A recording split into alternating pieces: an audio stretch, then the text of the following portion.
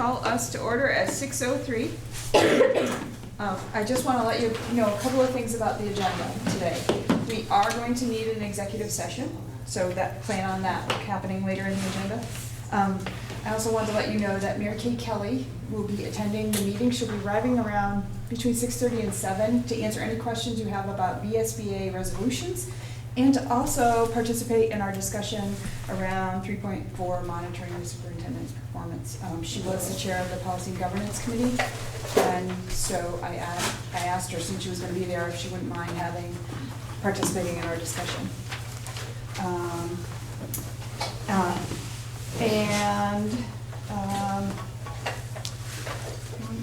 I'm going to send this note around. It's contact information to everybody, so if you'll look at your information and be sure it's correct, then Karen can get out a document with that. So if you want to just look at your information and while you're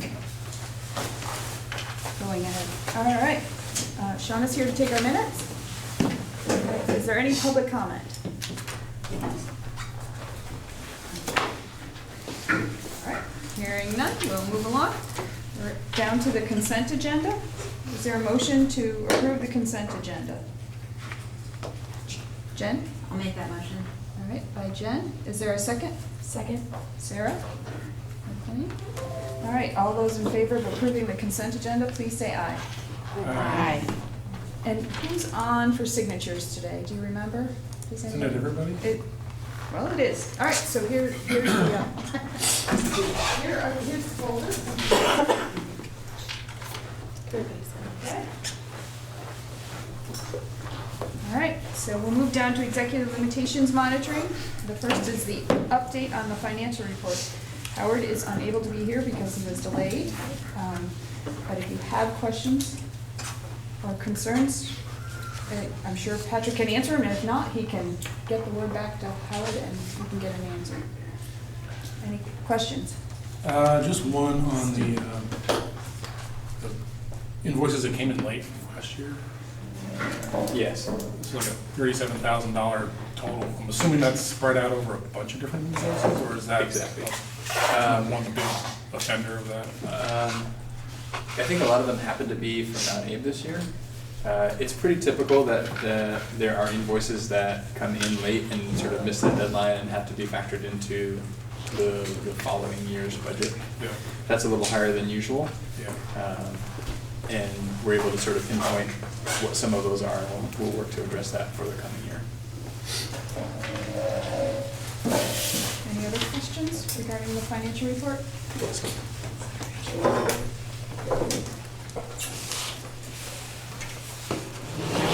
Okay. Next is an update on the strategic plan.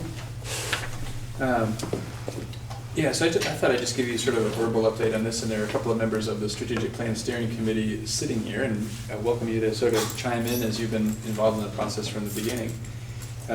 So where the planning is at now is we have a draft strategic plan that we've been looking at, which reflects the work of the 4 action teams, as well as sort of the work of the steering committee to try and bring some commonality and structure to the work of those 4 action teams, which has been a lot of work, in addition to trying to think about what's sort of the consistent messaging that we want to see through here, and how do we connect that to what we've come to realize as the community's values and interests based on various surveys that have gone out and come back in. It's getting darn near complete. Hard to know exactly how much more time it will take to get from where we are to completion. But we have a draft that is nearly ready to get some broader feedback. So that's sort of the next step, is get it to a point where it's ready to share out with various constituents. We still need to figure out the constituents we want to share it with, the way we want to share it out, and the way we want to receive feedback, and what kind of feedback we want to receive to help move the process forward. But we expect that in likely November, it'll be going out to get some feedback on. Any questions?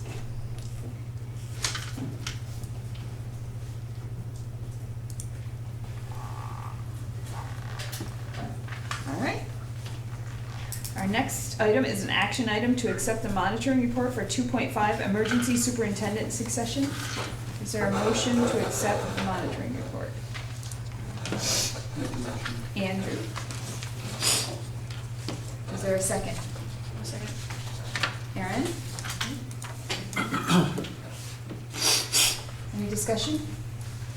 So I had some Steve? items as I was reading through it that just came to mind. One was, it says that you need to, I forget the exact wording, not permit there to be fewer than 2 executives, but it doesn't necessarily name them in the compliance,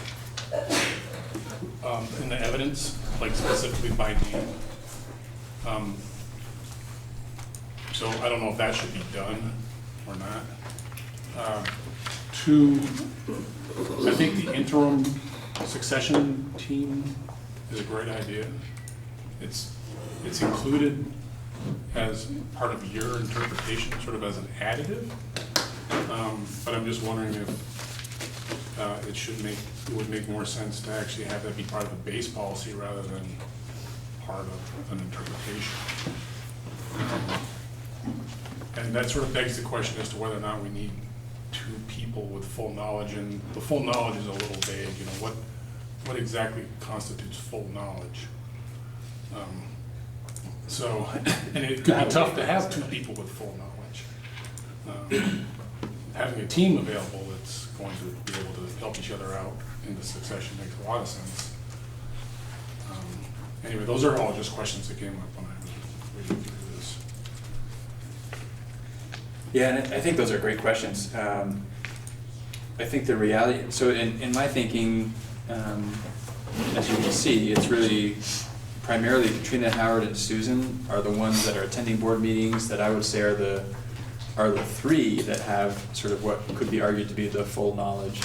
And the reality is, I'm not sure there's a person that can have the full knowledge. It really is a team approach, and that's why the team approach is what I'm citing as the way I think we should go, and that's the reality. And I think we, Addison Northeast, experienced exactly what it means to not have a superintendent, and folks that were involved in that can tell me if it was, in reality, a team approach. I suspect it was. Important to have a point person, because I think the board and the secretary need to know who am I going to directly when I have something I need to talk to them about. But then to have that team, and I think that's why having usually Howard and Susan and Katrina at these meetings maintains that team mentality, and between the 3 of them collectively possess the full knowledge. So it just begs the question as to whether or not the policy needs a little bit of a tweak in that regard. You know, are we really going to name 2 people that theoretically have full knowledge, or are we going to, or does it make more sense, which I think it does, to have a team approach? And, you know, I think it's pretty clear here which of these members understand which parts of the policies and what they're in charge of policy-wise. That's pretty clear. So maybe it'd be a little bit of a fussy bunch of comments on my part, but those are the questions I had when I was reading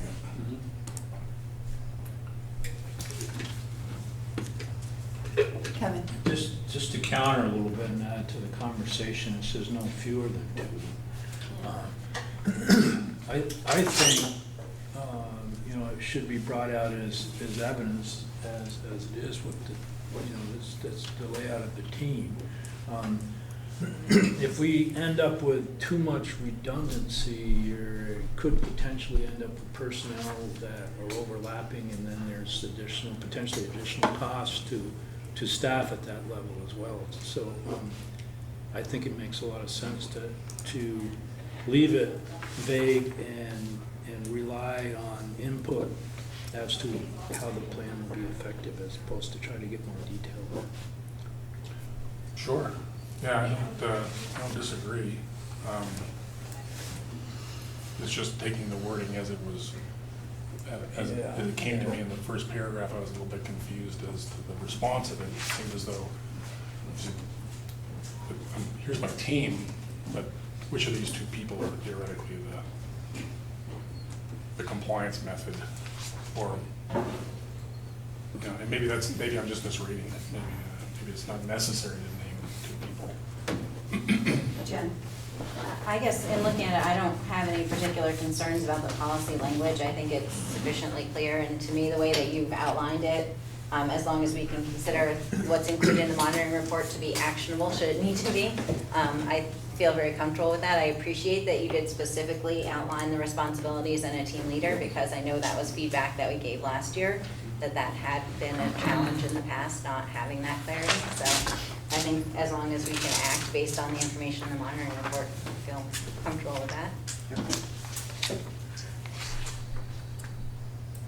Anyone else?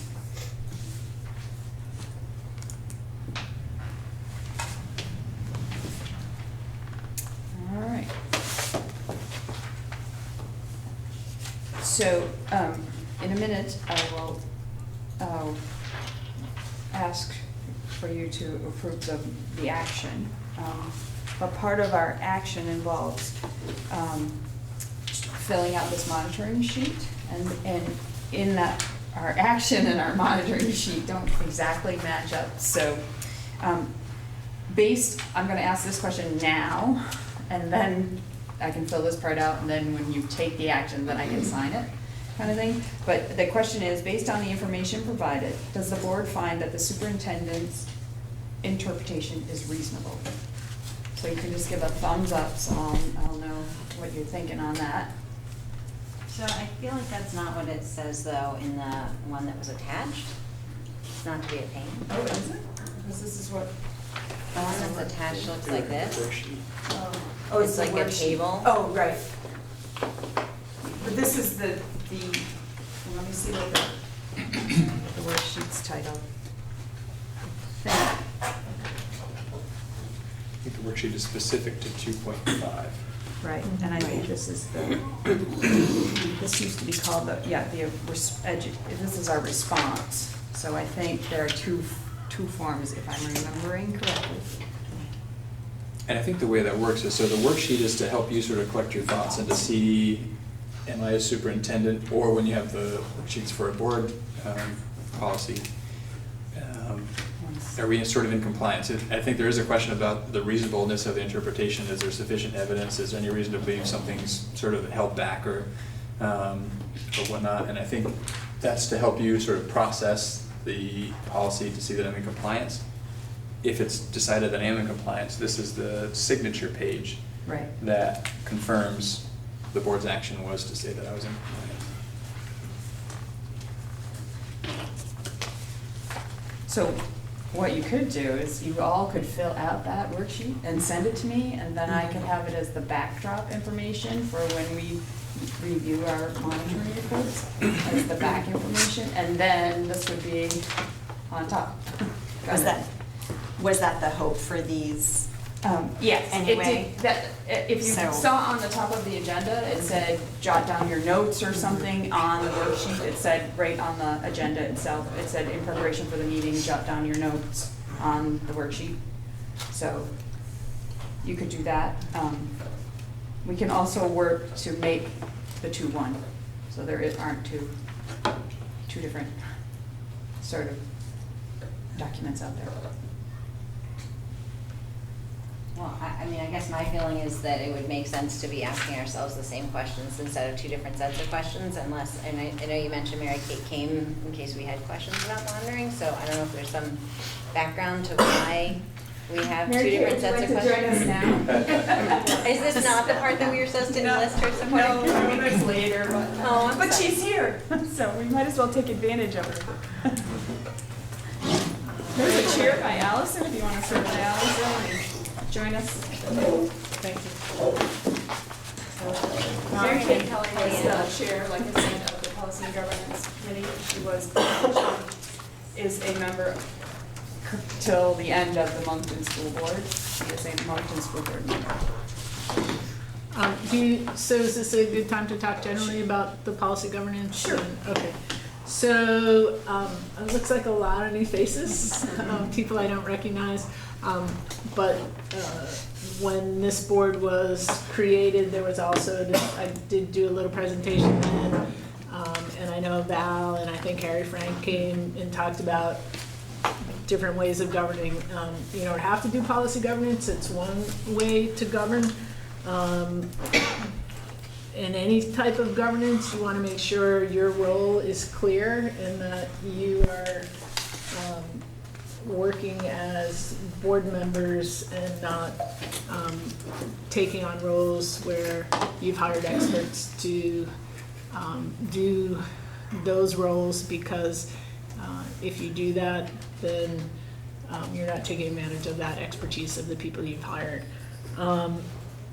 Policy governance, really, in terms of monitoring the superintendent, there's two policies. There's the ends policy, which is what we want students to learn by the time they graduate from high school. And there's the executive limitation policies. The limitation policies limit what the superintendent can do to accomplish the ends. And so when you're monitoring the superintendent, it's set up in policy governance so that you are looking at your monitoring reports on ends and executive limitations. So really important, because that's how you're monitoring both the work that the organization is doing and the work the superintendent's doing. You take those monitoring reports seriously, and I got to hear some of your conversations on the last monitoring report, and it looks like you guys are doing that. You're talking about what's in the monitoring reports and looking at whether things need to be changed, and taking that role really seriously. The monitoring reports, there's the part where there needs to be evidence that supports the report. There needs to be a reasonable interpretation of the superintendent. And then we also added, as part of when we had that committee on policy and governance, we added that at the end, if you have any other evidence that the policy is not being met, you can also talk about that. In terms of those pieces, then you're looking at those reports, and if those reports indicate superintendent's in compliance, then that's how you're evaluating the superintendent. You can, if you feel like a policy needs to be changed, and I think you had some of that discussion on the last policy.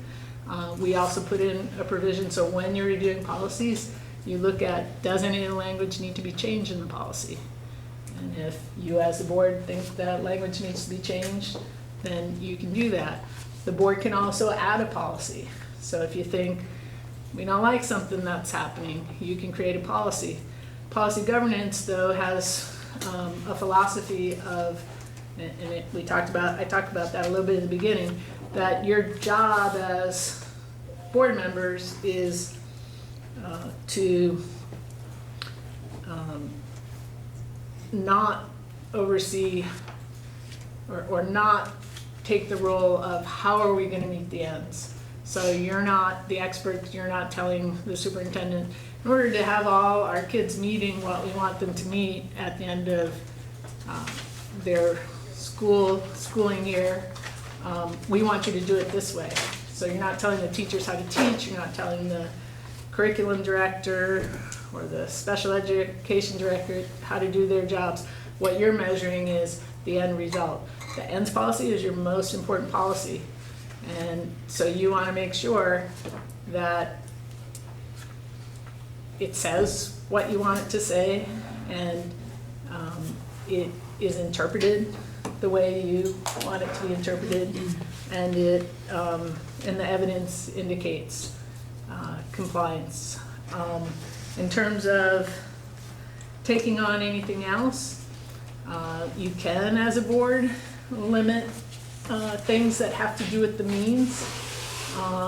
It's not philosophically, it's not really the board's role, other than limiting, don't do it this way because we don't think this is ethical or lawful or appropriate in our community.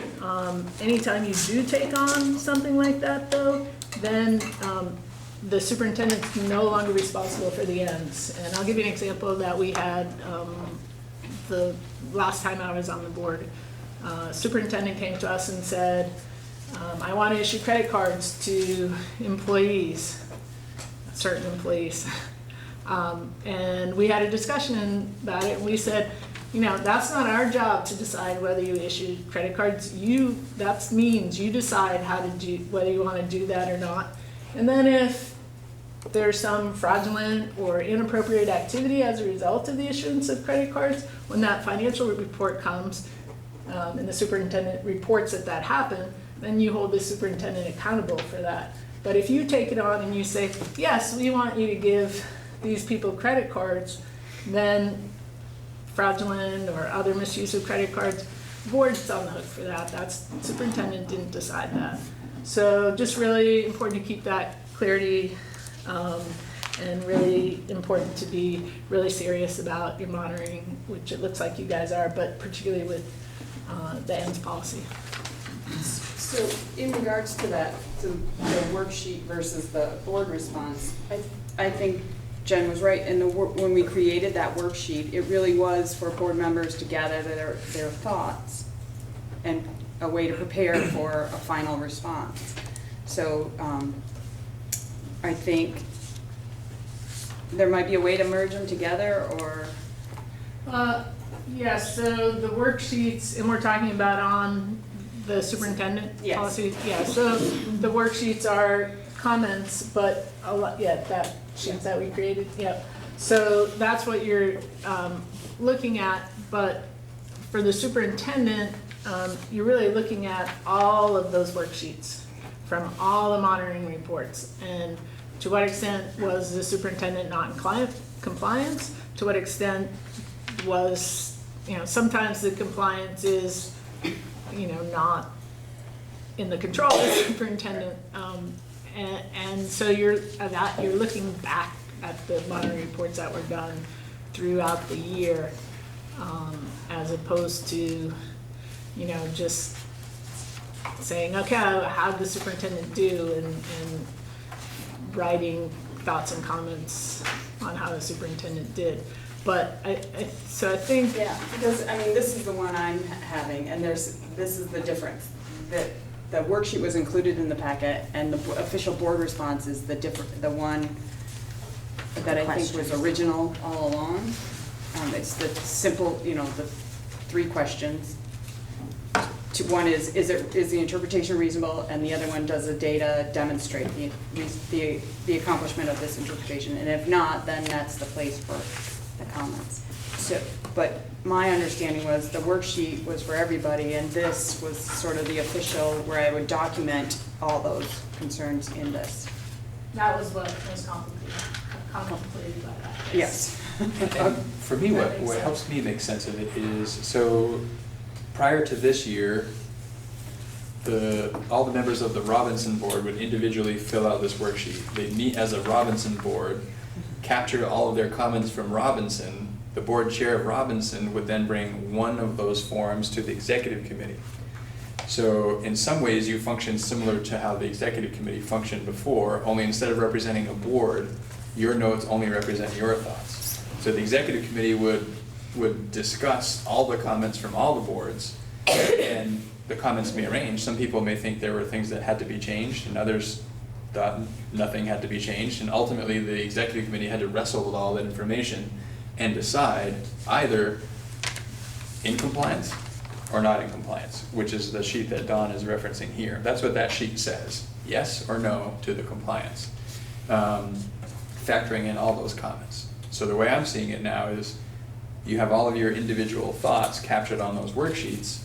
It's important to hear those individual thoughts, and then once the board hears all those individual thoughts, you'll have to decide based on all that information you've just heard, do we decide the superintendent's in compliance, or do we decide the superintendent's not in compliance? Allison. So process-wise, we all should fill those sheets out, discuss them when we're discussing the policy, give them to Dawn, and she syncs them and gathers the information, prepares a final board report there on that sheet, and then you bring that back to us and we vote what you're saying is true, we agree, and I think it says compliance, non-compliance, and then comments, something like that. Or, So it's almost kind of a 2-meeting process. or could we, although then the onus would be on you, but could we submit in advance and then you share out the compilation and then we discuss and decide? Well, I don't know, I mean, that seems like a long way to do it, but when you get your board packet and you prepare for the meeting, Mhm. then's the time to make the notes. Then you come to the meeting, now we have the motion on the floor to accept the monitoring report. Now's your time to tell everybody all your notes. And then then when I'm going to ask these questions, if something resonated with the whole group, like, yeah, this, I think we all said this needs to be addressed, so if not, what evidence, we need some more evidence, or we need some, and then it's put there. And then we can do it all at one meeting, if we prepare ahead of time. Yeah. I know, when there were lots of boards, it took several meetings to get both the local boards and then the executive committee to make a decision. It seems like it would be efficient, I mean, this is way more efficient, but it seems like it could be more efficient if you guys write your notes, Dawn has them and shares them, so that when you come to the meeting, having seen all that. But, either way, it's way more efficient than it is. It can't be less efficient. And your suggestion is probably a lot more realistic. Right, if you come with your notes prepared, and when Yeah. we make a motion to accept the monitoring report, then everybody gets a chance to Yeah.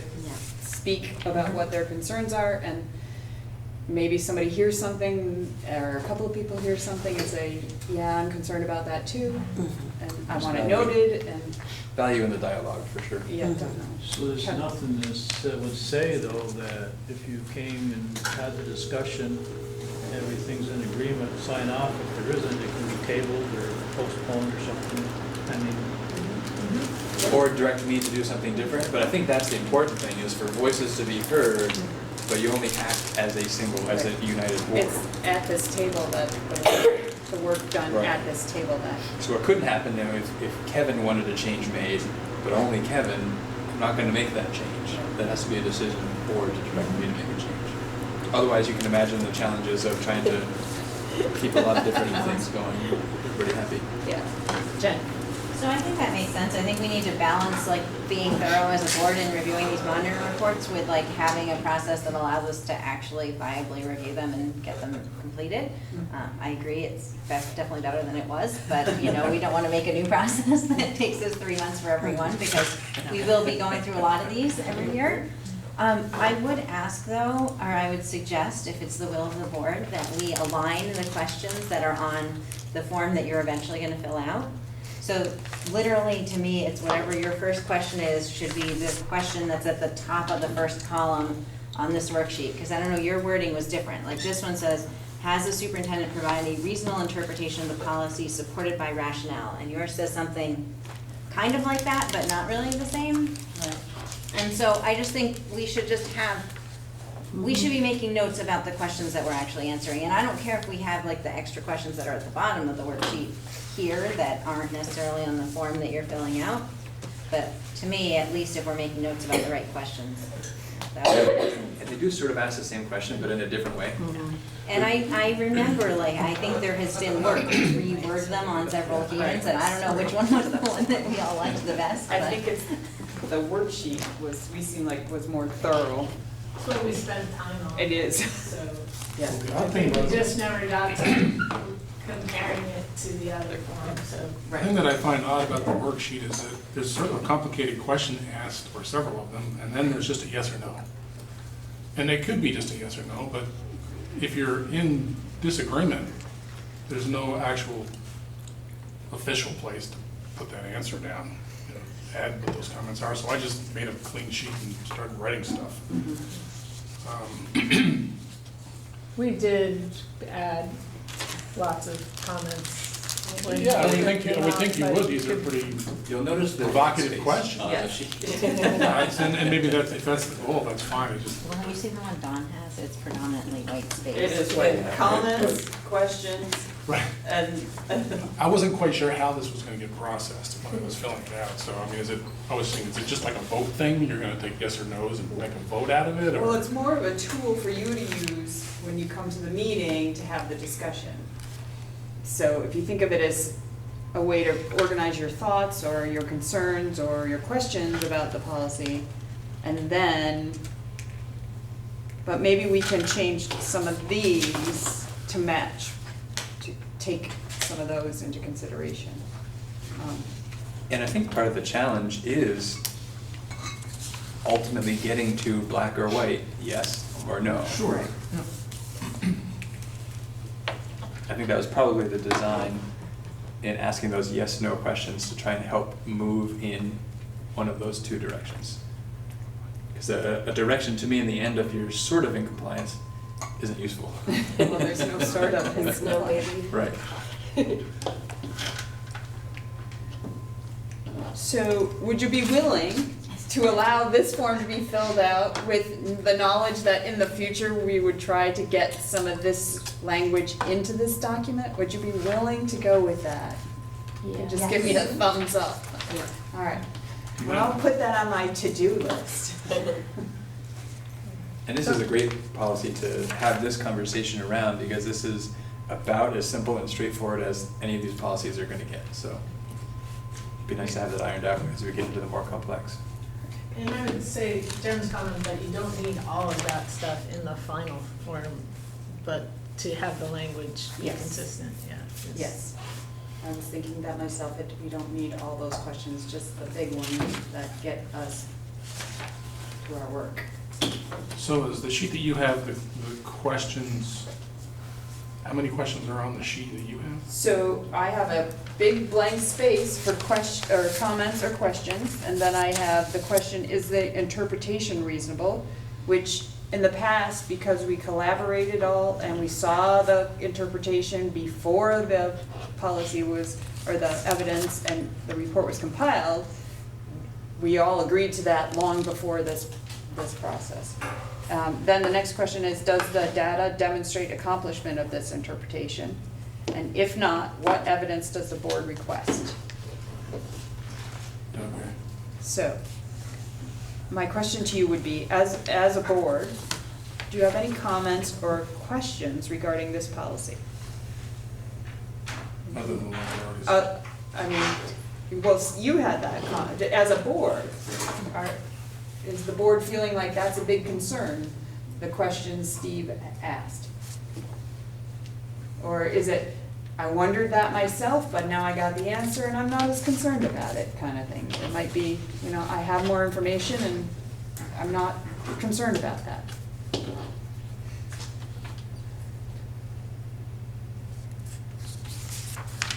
So I personally am not so concerned about it. I feel like it's okay with where it is. Okay.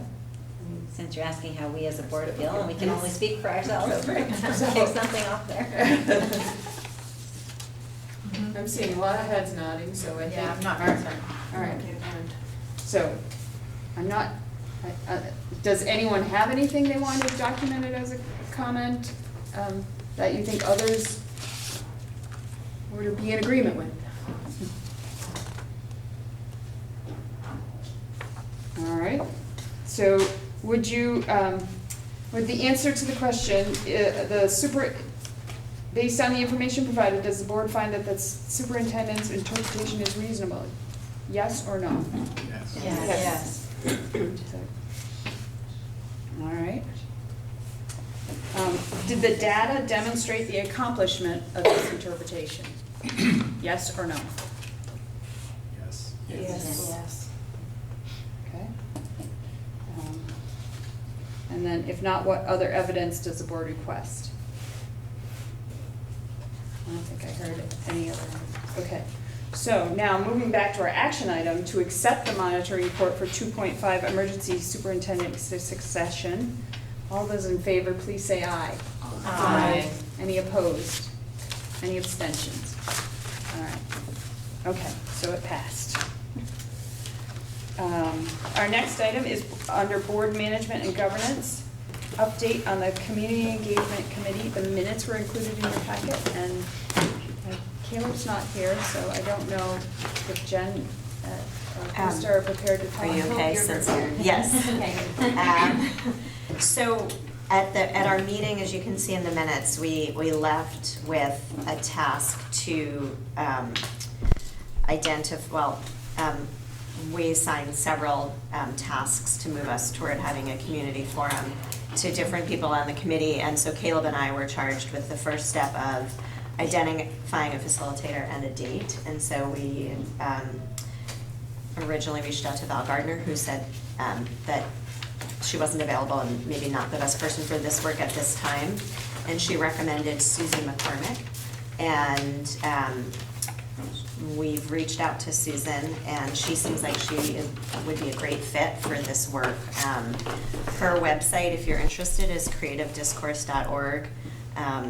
She, for those of us that attended the Public Agenda Community Engagement workshop in Montpelier in the spring, she was one of the people speaking about the work they did in Essex called The Heart and Soul of Essex, and it was bringing together a variety of different civil groups, including school board members, to work on issues related to the town. And so she has lots of experience with community engagement and in and around school and education-related issues. She is available in October, although she has more availability in November, but we said that we really want to try to do it in October. And so after looking at calendars, we settled on October 22nd in the evening. And so the next step so we have a proposal from her.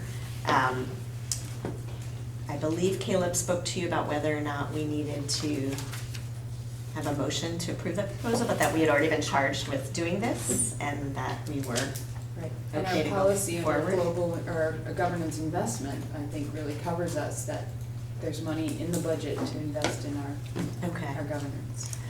So, so we asked Susan for a proposal, which I have and we can share with folks. But the general purpose that we talked with her about and that she wrote up in the proposal was to work with the engagement committee of the MAUSD board to design and facilitate a community forum. The forum will be designed to build trust and relationships among community members and the board, share information about relevant topics, and gather community input to inform board decision-making. And so what we need to do next is meet in person with Susan and however many of our community engagement members are available to solidify the agenda. And we had been talking with her about some of the other things that have been happening in our community, and we specifically mentioned the Five-Town Community, Friends of the Five-Town group. And she suggested it might not be a bad idea to invite some of those folks to attend, to have some initial conversations about what the purpose and the design would be. We also talked to her about the fact that we're really interested in some concrete follow-up. So her proposal includes her helping us to design an agenda, to facilitate it, and then also to consult with us regarding what to do with this information and follow-up. She did say she would be available to work with us on a longer-term basis if that was of interest, but that, we didn't have to commit to that at this time. So that's where we're at. So we need to hustle to get an in-person meeting with her because the 22nd is right around the corner. And then there are folks on our engagement committee who are going to work on getting the word out. But we also hope that by inviting the Five-Town Friends folks, they'll help us bring those people in, and we'll probably ask all of you folks to make sure to invite people that we might not normally see at the forum. And then we need to be responsible for getting the agenda, or getting the venue and all of that kind of stuff. So I think that's kind of where we're at right now. Any questions? Jen? Can I just add, because I think this was implied in your statement, but it would be a full board event. The community engagement is not just an event of the community engagement committee, and so we would be looking for board members to make a reasonable effort to attend and participate. This is in the next planning meeting, you're saying? No, on the No, the actual October event. 22nd event. Oh, sure, yeah. I think it probably was obvious, but I just felt like saying it out loud just in case it wasn't. All hands on deck. And invite 5 friends. Or 10. With my favorite. Liz? And the idea also included that we would meet a little bit before the forum. Right, that's as a the, board. well, I don't think we're gonna be able to meet as a whole board. So so we'll just communicate, or you, Caleb, or somehow communicate out to the rest of the board if there's any sort of role or preparation. Yep, or- right. So we talked about having an in-person meeting with however many of the community engagement committee folks are available, and then some other people in the community, and then we would share the Results. agenda and, you know, what might need to happen after that, yeah. And we hope to do that like next week. Soon, very soon. Well, if you send me information, then I'll send it back out and remind board members. Yep. And certainly reach out for help with some logistics too. Okay. Snacks are always a good thing. and Yep, okay. We can help Great. coordinate some of that.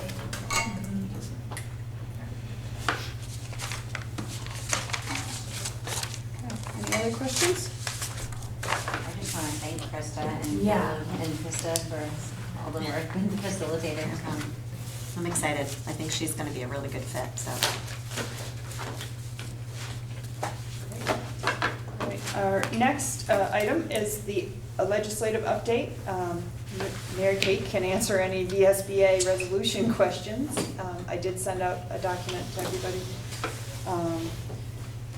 The VHI annual meeting is happening, the VSBIT annual meeting is happening, and the VSBA annual meeting is happening in October. So I don't know, anyone looking at any of the resolutions had any questions? Or Mary Kate, if you want to put anybody in? There's more resolutions this year than ever before, so it's a lot. You need to send somebody to the meeting to vote for this group. Whoever you send should have some direction about how you want to vote. I was on the resolution committee for the VSBA and also, at the meeting when the resolutions were voted on by the VSBA. The VSBA board voted either to pass, not pass, or to take no position. My recommendation would be that you, whoever you authorize to go, vote as the VSBA recommended. But you can have discussion and decide to instruct whoever you send to vote differently. There's one resolution that the board took no position on, that's resolution 14. That's a resolution on guns and safety in schools.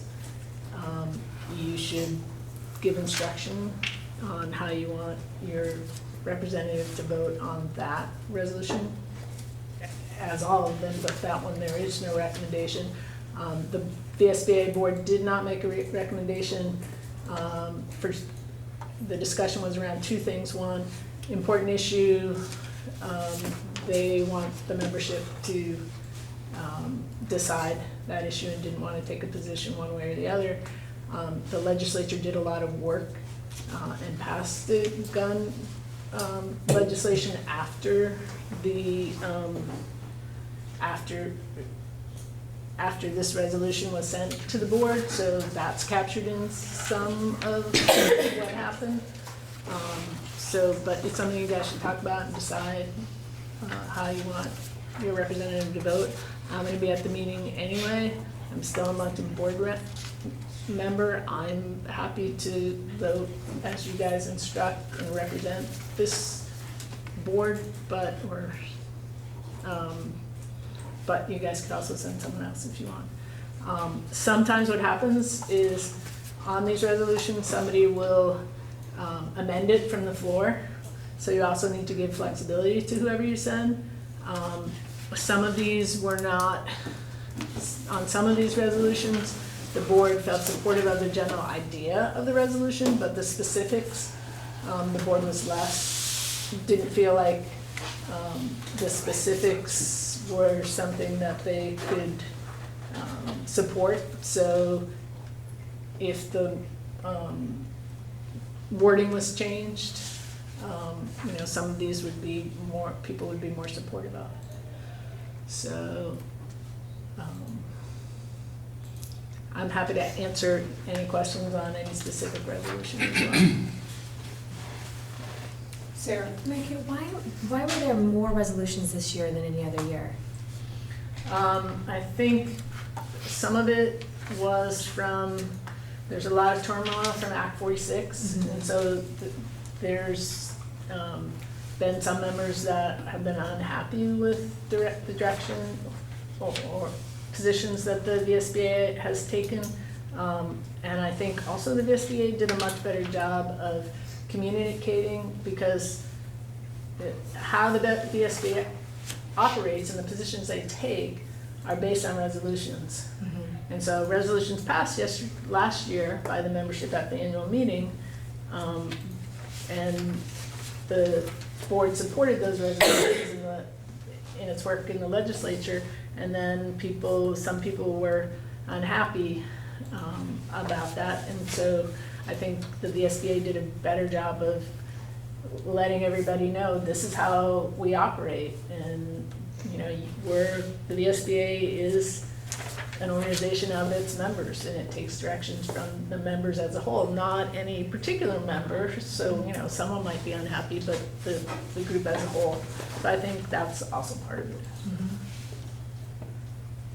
I mean, and, some of these, like, Burlington had 8 of them. So, it might be the Burlington board was particularly active this year, but it's still overall more resolutions. Anyone else? So I'm not sure that there are any members that, I have not seen the list for the annual meeting, so I'm not sure that there are any members, and I'm not able to even attend for one day this year, so we have, as far as the VSBIT and the VHI, we can send a proxy by mail. We just have to, if Mary Kate's offering, we have to let her know that she, so she could place a vote for us. I think for the VSBIT meeting too, you often have the superintendent. VSBIT and VHI, Yeah. depending on what's VHI, happening. And interestingly enough, the VSBIT agenda this year, there are the action taken will be there are two director positions that will be filled. There's already one sort of nominee for each of those positions. It seems pretty straightforward unless something comes from the floor. And the VHI annual meeting, there is no action item. And for both of these, I could be the proxy, or there's another option here where you mail in basically saying the boards that represent each of those can act basically with your vote. Sarah? Can I ask clarification? We got an email about there was a Rutland and Addison regional one. Is that the meeting you're referring to, or is there an additional? There's an annual meeting that takes place at Lake Maury in October. The 18th and the 19th? Right. So the annual meeting, or the regional meeting, is tomorrow night at Otter Valley at 5. I'm not getting there till 6.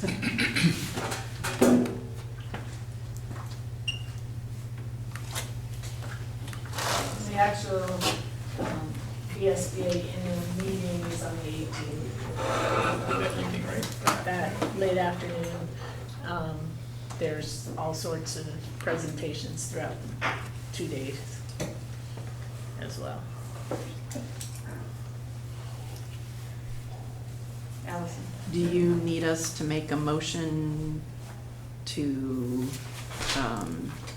authorize someone to vote on our behalf? We do, and then I'll have to let the VSBA know. I know it's past the deadline that Nicole was asking for, but I also did to have it put on the board work plan so that our board retreat, we could be ahead of it next year. So it's already in plan to be on the agenda for the next board retreat, so we won't be behind the deadline.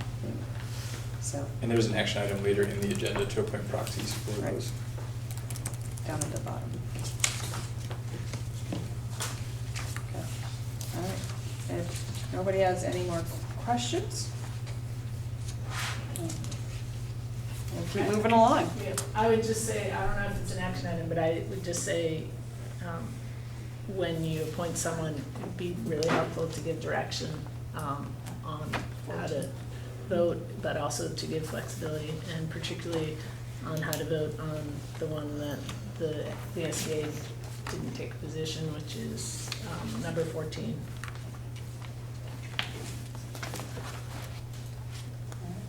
I think, you don't need me anymore, I don't think. Well, we do have later, I don't know if any questions will come up when we get to our discussion around 3.4, but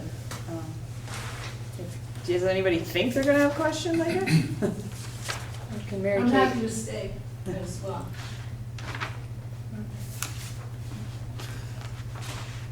I think, How about I'll sit down there? yeah, just in case. Just in case we get there. That's the next item Thank on our you. agenda, right? No, it's, our next item is to accept the monitoring reports. So, but we'll get to it pretty quickly. It's item F is the next discussion. I'm sorry. All right. So our next item is to accept the monitoring reports, and there are two, and Steve did 3.1 unity of control, and Andrew did 4.1. I'm gonna ask to divide them, just because they're the first reports that have been done, and I wanna allow for discussion that's focused on each report if needed. So, is there a motion to accept the monitoring report for 3.1 unity of control? Jen, I'll make that motion. all right, Second. and Krista seconds. All right. Are there any questions around 3.1 unity of control?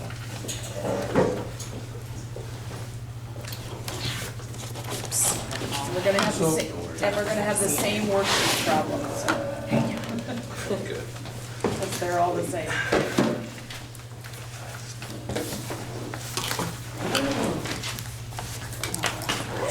I might say, just so you all know, when you're writing the monitoring report, if you go into Google Drive and click on the policy and governance folder, they have, the past report has been included in the 17-18 file, so you can find the past report, completed report.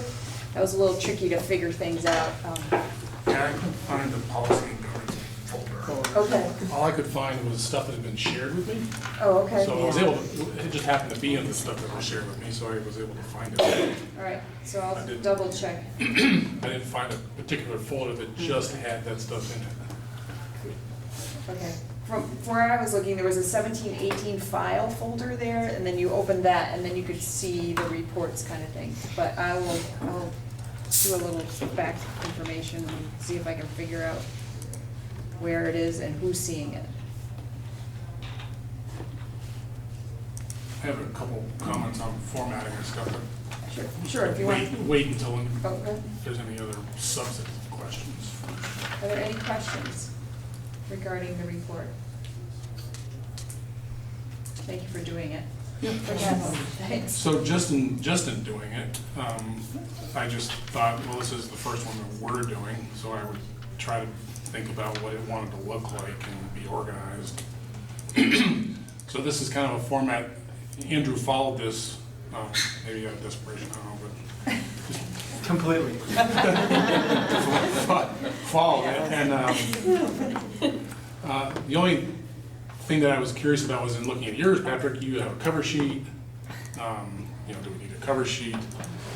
You have a logo, do we need a logo? You know, You make stuff it like look that. bad. It's only a temporary logo anyway, so don't get hung up. I wasn't sure if that was anything that Watermark. was in the works or still being messed with, or, 'cause I hadn't heard anything about the status of the logo.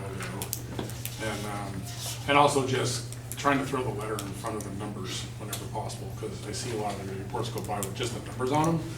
And there's, I guess, an A, a B, a C category. Just to be clear about it.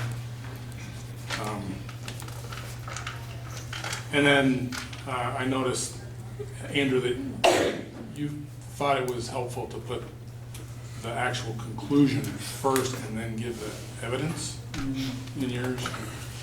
Well, because I was And I don't know. kind of mimicking yours and kind of mimicking mine. Yeah, so I don't know if that makes any difference to anybody. I just noticed that was a style difference. And again, this is just because this is kind of the first one. I think the only really important thing that I thought it was important to do here was to put what the period was. So when was the last report done? What is the period over which this report is being done? I didn't see that anywhere before, so I tracked down the date of the last one, and I think I got it right. And so anybody looking at it in the future knows when this period was. So this is out there now as sort of a starting point. If anybody had any comments on the way that it's put together, just stylistically, that might help the next person who has to put that.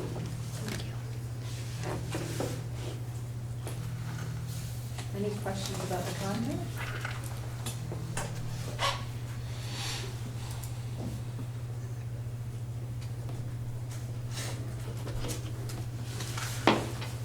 Okay, so, have this worksheet again. So, I'm not hearing any comments or questions. So, based on the information provided, does the board find that the interpretation was reasonable? Yes. All right. Did the data demonstrate the accomplishment of this interpretation? Yes. All right. Okay. So, all those in favor of accepting the monitoring report for 3.1 unity of control, please say aye. Aye. Any opposed? Any abstentions? Am I supposed to abstain? No? Since I was the. No, I don't think so. You're supposed to be the loudest. Yes. All right, and the next, I'll need a motion to accept the monitoring report for 4.1 governing style. Erin? I'll second. And Amy? All right, any questions? Andrew created this one, thank you. You're welcome. You don't know how happy I am. Great way to spend a Sunday afternoon. It is. Any questions, any comments, Andrew? No? My first one, so. Once I realized I didn't have to interpret the policy, I was like, oh, okay. this- Right, well, that's a good point that everybody should know, the interpretation's done, you It's don't, already done for me. you don't have to write the interpretation, it's already done. And I did change the I to we, and I did put the board adopted interpretation, these were all adopted at some point, right? These interpretations. Yes, last year, over the course of the last 2 years. That's one other change that I made, was just changing the heading on that and changing the I's to we's. Yep. Okay. I guess Jen? the only comment I have, and it's not really on the report, it's more that I think with the previous board, we used that more detailed self-evaluation, and then we were using a lot of that, I believe, by we, I mean you, used that data when you wrote the first draft of a lot of these, so I'm not sure if that's something that we expect to continue, we as a board will be using. Can't remember now if we've switched to the more detailed, I don't think we have. Yes, We well, have. yes, we used to have just 3 questions, and now we moved to the same one that everybody else was using last year, and now it's ours. So then, like, in a year, we'll have feedback from that we can then start putting into the monitoring reports, Yes. or people are late. It's just, I don't know if everyone realizes that that's available, or how you get access to those results if you That may wanted be them? tricky because I think Karen sent an email about SurveyMonkey not allowing access from a lot I don't remember the details. There was a SurveyMonkey change that was going to have an impact. So it may involve, we may have to go to, maybe Karen's the person that can get into all of them and it may, but. And we may need to create the same survey in a different platform, so Google Forms or something. But yes, that survey information is there. It just, we need a little time to get to it. So I wouldn't be able to get to it on the weekend before the reports, if the report's due on Tuesday and I'm digging around, I don't know that I'd be able to find it on the weekend before kind of thing. So we're talking about finding a past board action survey? Right, the Or- survey that we filled out at the end of a meeting, we may have made some comments on through the year. This would just be a source of evidence Yes. for a monitoring report.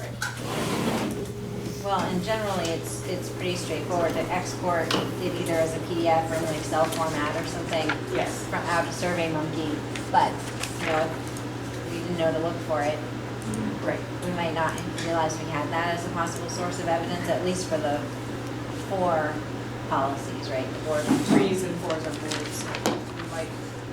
We might find something in.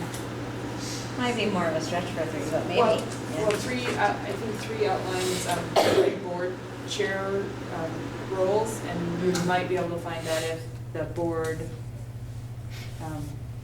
you might be able to find some language around some of that stuff, or agenda. If the planning. agenda wasn't followed, that Right. might be reflective Yes. of role of the board chair or something. Right. Any other questions regarding governing style? Okay. So based on the information, does the board find that the board's interpretation is reasonable? Yes or no? Yes. Did the data demonstrate the accomplishment of this interpretation? Yes or no? Yes. All right. So all those in favor of accepting for the monitoring report for 4.1 governing style, please say aye. Aye. Any opposed? Any abstention? All right. Next item is to appoint a proxy for the, I think that's supposed to be VSBA. I think the B is missing. VSA. Visbit. Vis- Looks like it's missing. Yeah, Visbit, VSBA, VI. VSBA, VSBA, and VHI annual meeting. So I'll need a motion, just so we can even discuss. I'll make a motion. Steve? All right, is there a second? Second. Sarah? Okay, now you can talk about it. I don't understand what was the motion. That To we should appoint a proxy, so we can use a form for 2 of those, and if you want to appoint Mary Kate for the 3rd, then we could do it that way. Well, first, is there anybody here who wants to attend? Is anybody going? So, I'm thinking about going to one of the 2 days of the annual conference. I've been hesitant to commit because the start of school has been a little bananas, but I think I can probably go to one of those 2 days. Actually, one of the 19th, the kids don't have school, so yeah, I wouldn't be able to go then, but I could go on the 18th. But are all of those meetings we need people for are at the annual conference, or is one at the meeting tomorrow night? I think usually what happens is, They're all Okay, It'll be on- so that's on Thursday at 3:15, I think. it's the Only one is, VSBA. though. The That's other the 2 are VSBA. Friday morning. Okay. Friday morning. So I can do the 18th, and I'd be happy to, because I would like to go. I just have been dragging my feet, but there's nothing on my calendar on that day, so.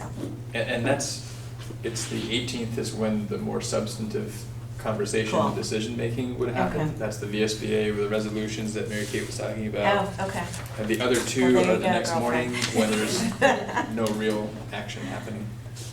I may also try to go on the 18th. I can't go on the 19th though. Okay, maybe we Yeah. can- Yeah, cool. That would be great. And I believe I heard mention that in the past, the superintendent has been our proxy for the VISBIT and VI? When there's been action needed, yeah. Or And you you said that we can know nail there's- it in, or? Yeah, there's, so the form here, one of the options you can choose, option B, appoint as its true and lawful attorney the board of directors of the Vermont School Boards Insurance Trust by majority vote with the powers, so basically you're saying VISBIT board, you were designating you as our proxy, and whatever you vote is our vote. And that is something that you can do for both VISBIT and VI. So do we need separate motions for each Yeah, of the groups? no, yeah. And we're gonna need, Well, the motion has to actually say, like, what we're Right. appointing, like, I Right. don't understand how we can just have a motion that doesn't actually Right. appoint anything, so. so we can amend it, which is very tricky, or you can just vote it down and we'll start again. So before we get there though, so, I mean, I don't have the information about what's going on at the VISBIT and the VHI. I think you mentioned it briefly, but I didn't retain.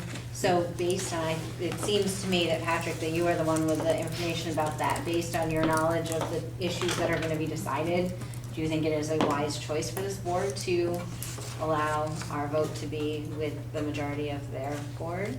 I do. Okay. Thank you. And I would say that's true for VISBIT and for VHI, not for VSBA.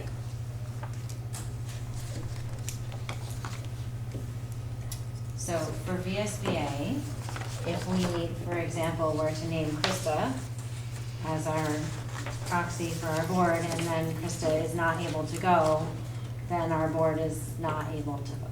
Correct. Because whatever decision we make today is the decision we make, and we're not gonna meet again between, Right. and then I have no issue with your No, no, I dedication to understand. it, but, you know, stuff happens, so we can't have like backup for.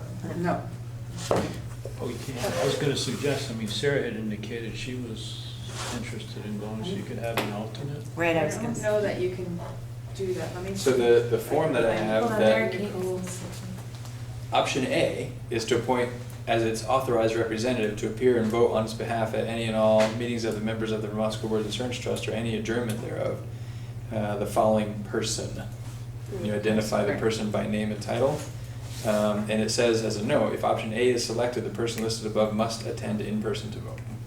So it doesn't give an option for an alternate, at least under, that's VISBIT. I can look at the form for VHI to see if it's similar.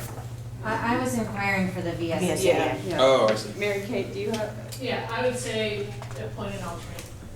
The VSBA wants someone there to vote, and if one person doesn't make it, they're gonna be fine with an alternate. And if they're not, they can tell you, but this is your opportunity. I would appoint an alternate at this meeting.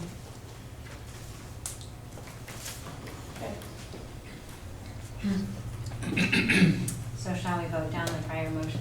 Yeah. Yes, yes, we should. So all those in favor of appointing a proxy for the VISBIT, VSBA, and VHI annual meeting, please say aye.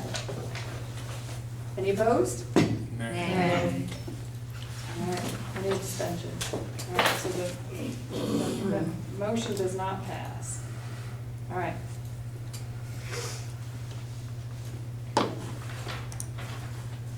Shall we try again? Take two. Jen? I would like to make a motion, and we can edit as needed. I'd like to make a motion that for VISBIT and VHI, we select option B to allow the proxy to be the vote of those boards. So is that more or less what the form says, Patrick? The language again, just to be clear. Appoint as its true and lawful attorney the board of directors of the Vermont School Boards Insurance Trust by majority vote with the power of substitution for it and in its name to vote at the annual meeting of the Vermont School Boards Insurance Trust to be held on 19th October. You might want to write fast. Sounds like Option A, or tell me what Option B. Option B, to identify the board of directors of the Vermont School Boards Insurance Trust to be a proxy, I think is clear enough. And to be clear, my motion was for both VISBIT and for VHI. Is it appropriate? Can we get that one? Okay. I think so. Also, It's clear to me. All right, so. How do you want that worded? choose option B. To identify the VISBIT and the VHI boards to represent the, Service proxy to serve as proxy. at the annual meeting. Annual. Did you hear Patrick say at the annual meeting at the end of that statement, Shauna? Yep. He said it very quietly. Yep. To identify I don't the really get to see. VSBA and the VHI boards to serve as proxy at the annual meeting. That's true, it's my motion, that's what I wanted to say. That's what she meant. Are we So set? Bisbit and VHI? Boards, yep, Okay, Somebody else but take it. no. not yet, that's gonna come later. Yeah, I got it. All right, so that was Jen and Steve. All right, is there any discussion around that motion? All right, all those in favor of the motion to allow, to identify the VISBIT and the VHI board to serve as proxies for our vote at the annual meeting, please say aye. Aye. Any opposed? Any abstentions? Can you tell me who seconded that? Steve Rooney. Thank you. All right. Okay, now the VSBA.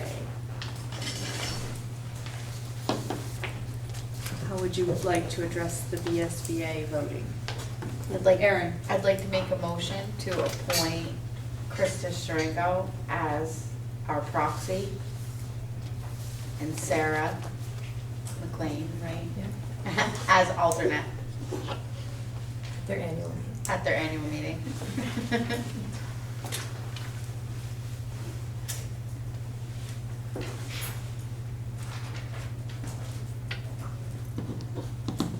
Right, is there a second? I'll second. Sorry, who's that? It was Erin and Yeah. Jen. Can I offer a little detail during discussion now? Sure. I don't think it changes the previous, but just to be clear and people know what they're doing. For each of these two, you're actually giving 2 votes. So at VHI, 2 votes, at VISBIT, 2 votes. Because each program you belong to for those organizations, you get a vote.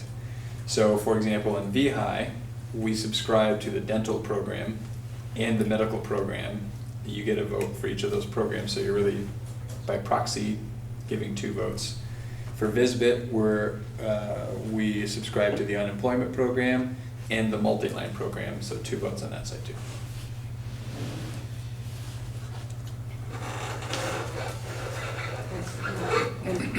So for this one, for the VSBA, I'm assuming we need to give Krista and Sarah direction as to how we wish for them to vote for us. Yes, and I would hope that we remember that we did do a resolution around, that did reference some gun language in schools. So I think that probably we ought to remember that we took that action. Did this board take action on that, or the local boards or both? This board. This board. Yeah.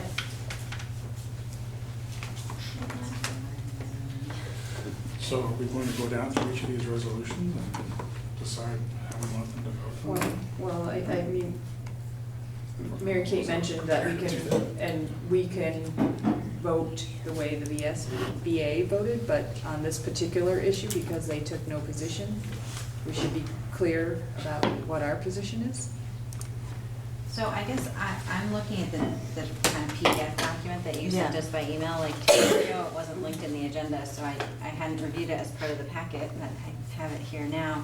But I don't see on here any indication of what the VSBA's vote was, so, They're taking no position. well, I mean, on any of them, does it say Right. that somewhere in the No. document? Yeah, 'Cause- I didn't see that either. So I mean, we could say we agree with their position, but we don't know what their position is. Let's be it resolved.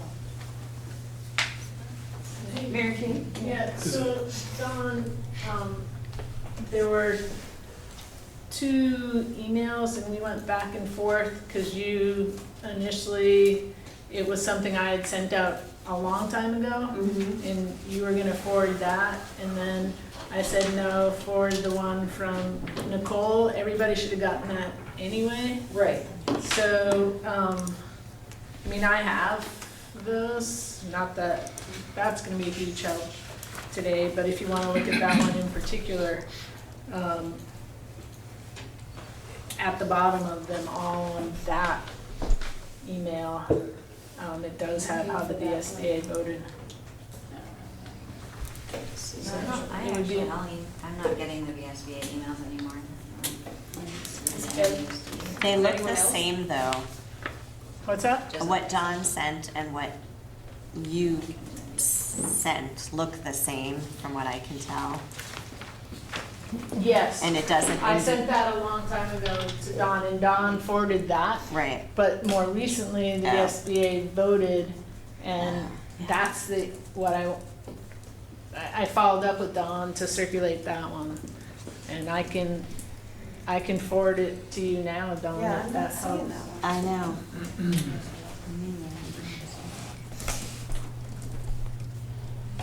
Well, I have to. I also- wonder if mean, we've I admit gotten, I did because of read our through them, emails changing. But it wasn't clear to me that we were going to have to take a position on them tonight. Otherwise, I might have made a cheat sheet or something, and said, Well, yes, no, or something. it's a lot Yeah. of content for us It as is. a board to But get it's through that. important. Yeah.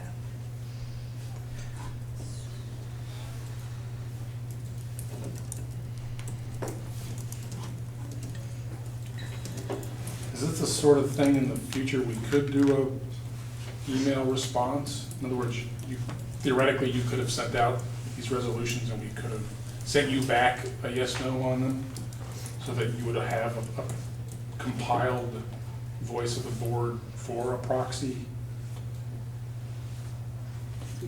I think, Or is that too much Yeah. board work? I think that is a lot of, that could be called into question, I think. Even so, You can do But meeting everybody planning. should be prepared to say yes, no. Well, we could go right down the list and say yes, no today. I don't remember though, like, I don't remember in the past ever discussing the Right. resolutions. And have I just blocked it out of my memory? Is that something that we used to do? Like Mary Kate said, in the past, there weren't a lot of resolutions. There probably were some years that there weren't any resolutions. But maybe it was done at the executive committee or Well, something? Like, I just don't um, remember. The Mount Abraham Board used to appoint somebody to go and vote, but I don't know that I ever, in all my years on the elementary board, had that anybody. So the Last Mount. year, the executive committee appointed me, but I wasn't given direction because it didn't happen beforehand. Right. So part of it's getting it on the agenda, so it happens beforehand. Right. I found where they are. You did? Yeah. If you go to the VSBA annual business meeting,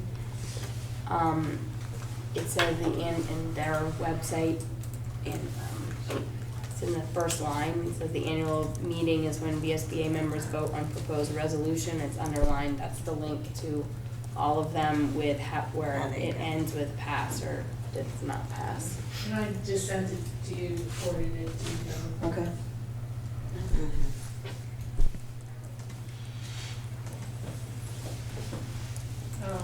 Looks like I forwarded it on the 13th too.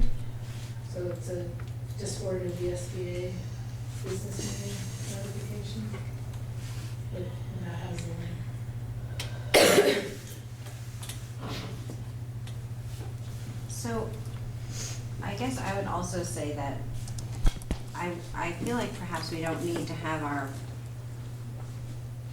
our direction is in the actual motion, right? Like, we need to have a motion And then a appointing folks. I mean, I guess there's a part of me that wonders if we could provide some more general direction that says, you as our proxies have good judgment and have some history with the board and, take into consideration what the VSBA has thought about the various resolutions, and unless you feel like something has come up at our board table that radically contradicts the VSBA position, probably going with their position is probably makes sense, or something.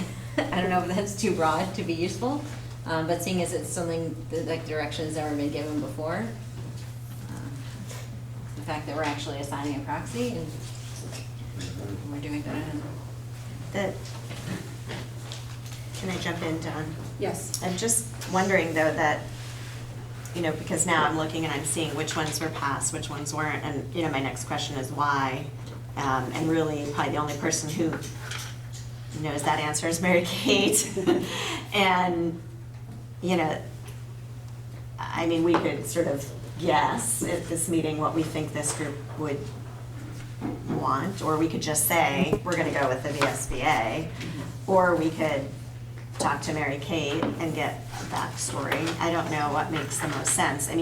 I guess in general, she acted as our representative. When we have representatives, they would bring to the group in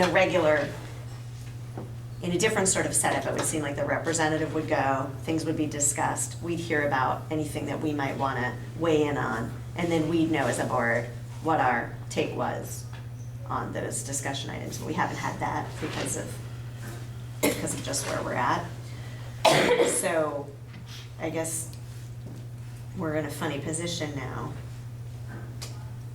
to vote without really having had a chance to have much conversation about any of these things.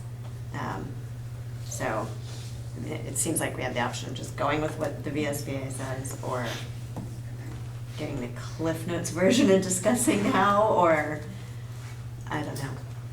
Caleb? It does seem like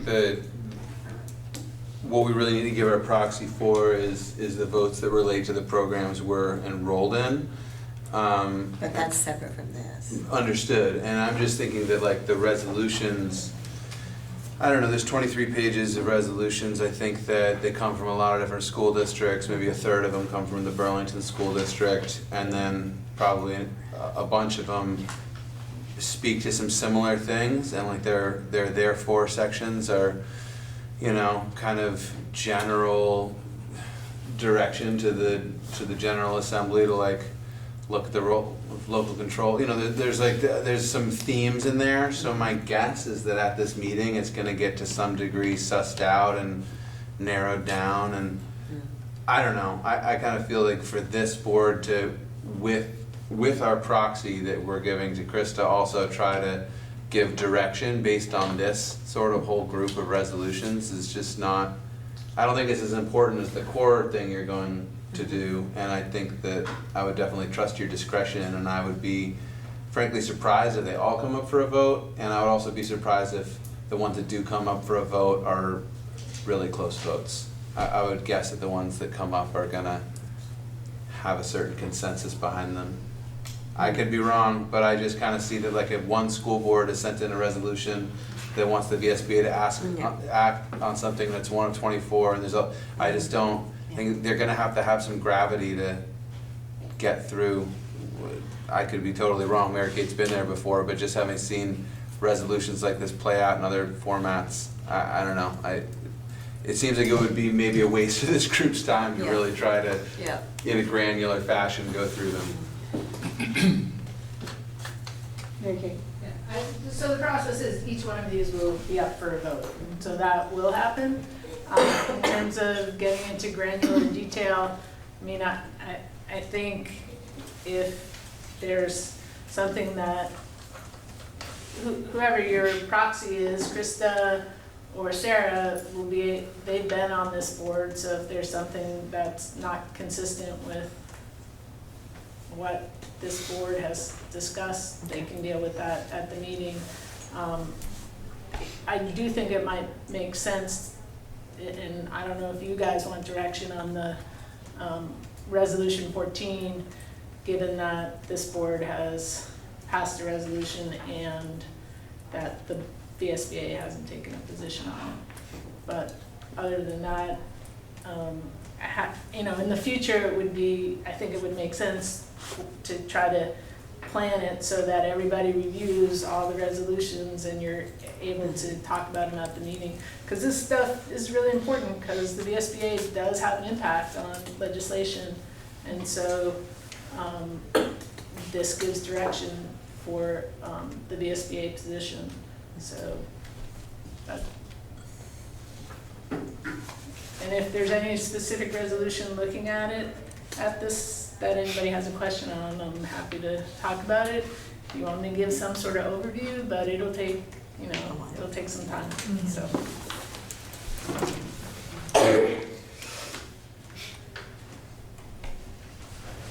Allison? So I've done this before, I've gone to the meeting and I voted, and all of the resolutions do come up, and the direction from the board when I went was to follow the VSBA direction, and with flexibility based on discussion of the resolutions. Okay. So some of the more contentious ones might have more conversation, and if we give you the flexibility, you can make a decision based on that. And how we as a board vote as well, so. Okay. And think and engage in our activities. Anyone else? Jen? I guess my thoughts about the proposal number 14 about the gun control is that I think you mentioned we did a gun control resolution, so I think to the extent that, if whatever ends up getting voted on is similar to what we as a board had supported, I would feel comfortable with it. Personally, I think the one that's in here right now is very detailed. I think it's more detailed than what we went with, and so I think, and it is extending beyond it's like about the whole United States, which I'm not really sure if the VSBA has the ability to influence what's happening in the whole United States, so I'm less inclined on that, but that's my personal opinion, as a member of the board.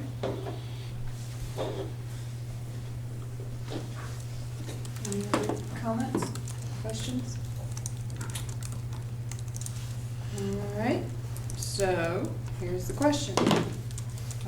All those in favor of appointing Krista as our proxy and Sarah as our alternate at the VSBA annual meeting, please say aye. Aye. Any opposed? Any abstention? Okay. Do you want to be clear about your direction, or are you feeling like the conversation has narrowed it enough for them? We might just confuse them more. Do you think you know how the board stands on Policies. Pretty comfortable. Yeah, I mean, I think it would be helpful to hear from Mary Kate, like, a little bit more detail of why they took no action on the On gun 14? violence, yeah. Sure. Sorry. That's right. So I think, one, it seemed like an important issue that the VSBA didn't want to just have the board make a recommendation, but really have the membership speak out about what the membership wanted. It did come out of the committee with a recommendation to pass, but then among the full board, that was one of the things that came up. The other thing that came up was that the legislature took action after this, and so many of the things that are in here are things that the legislature already passed. Most of the board spoke in support of the resolution, but felt, let's have the membership vote on it. And then the final piece was, it does have specifics, and whether or not that's better left to the legislature or somebody with fact-finding in terms of the specifics as opposed to having the specifics in the resolution. But even as it was drafted, I think overall there was more support for the resolution than against it, but in the end felt that really that should come from the membership because it's an important issue.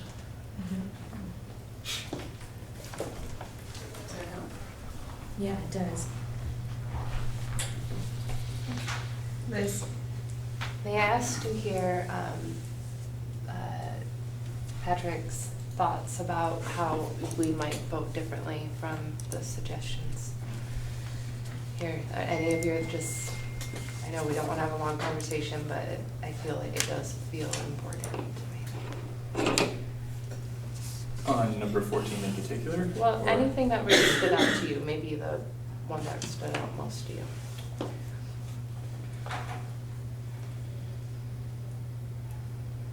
I don't recall many of them really standing out.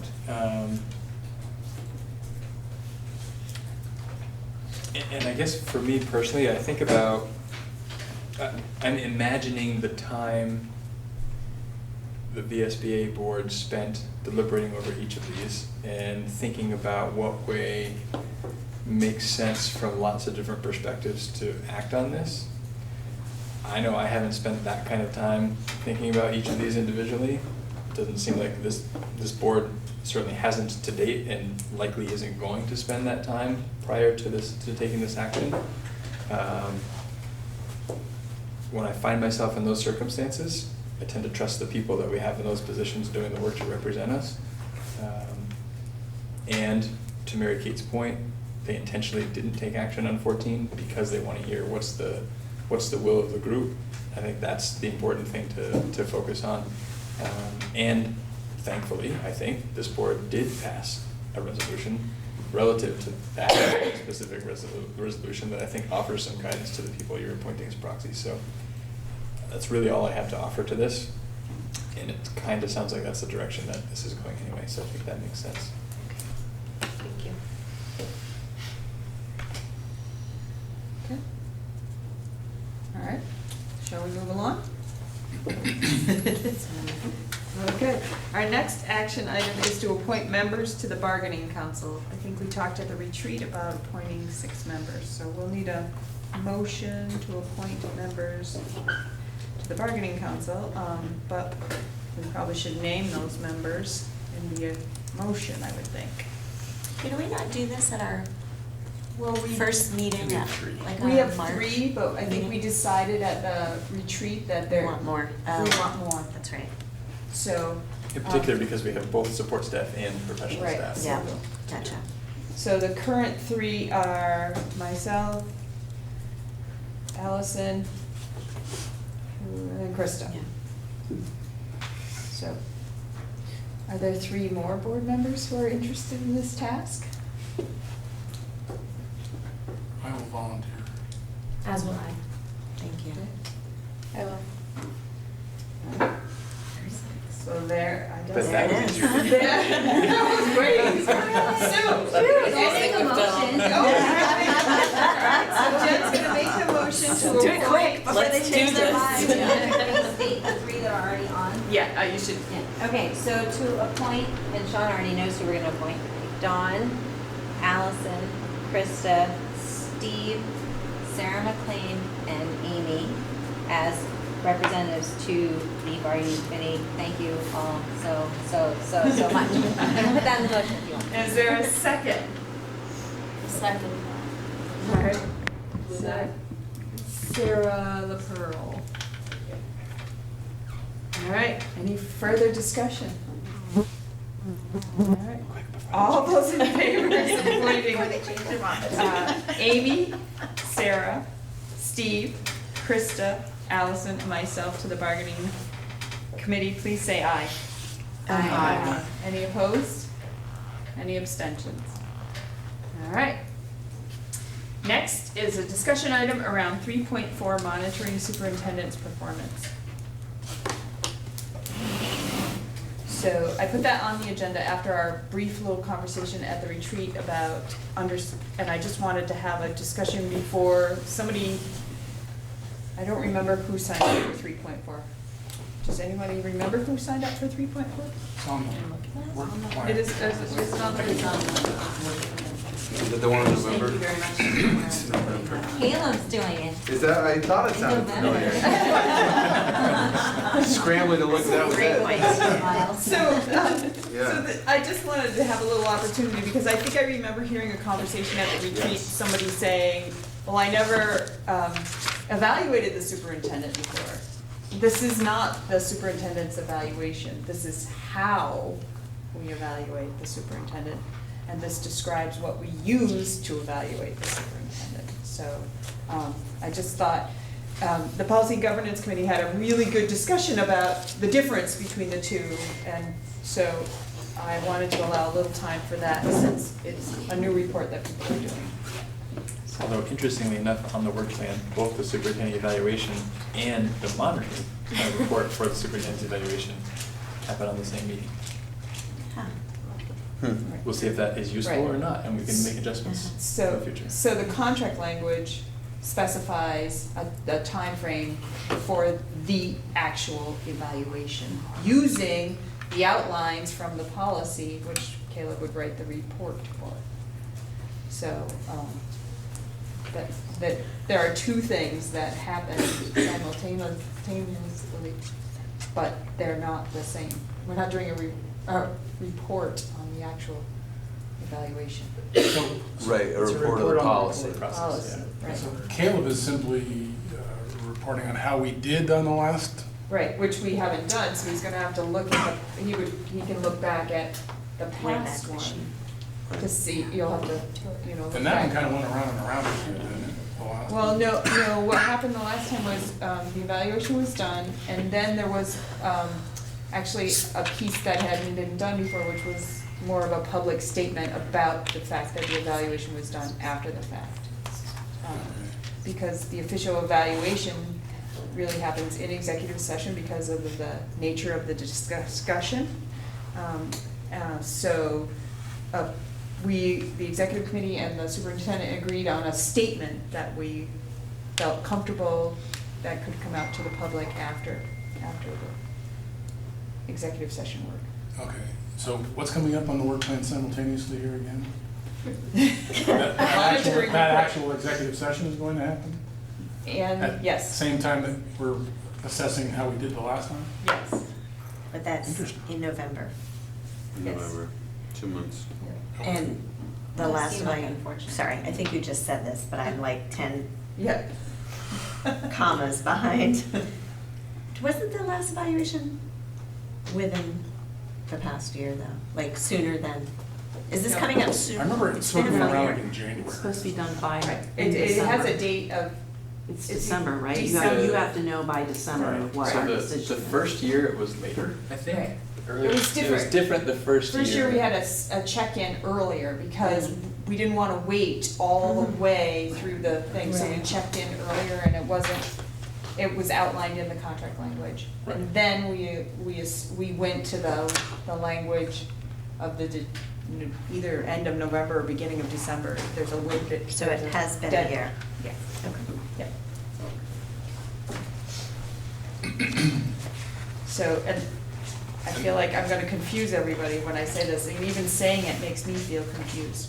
So when the evaluation is done, it's actually it's a rolling, it causes the contract to roll, right? When the evaluation is done, it's actually, A renewal. the beginning,